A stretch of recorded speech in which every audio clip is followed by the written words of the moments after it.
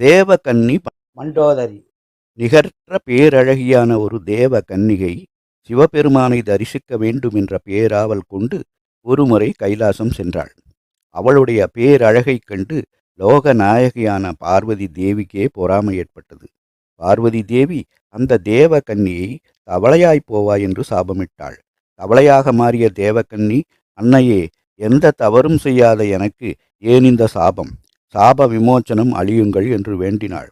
தன்னுடைய தவறுக்கு வருந்திய பார்வதி தேவி 12 ஆண்டுகளுக்குப் பிறகு உனக்கு சாப விமோச்சனம் கிடைக்கும் என்று கூறினாள்.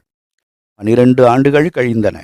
தவளை ஒரு அழகிய பெண் குழந்தையாக மாறியது. விஸ்வகர்மாவின் மகனான தேவலோக சிற்பி மயன் அப்பொழுது அங்கு வந்தார்.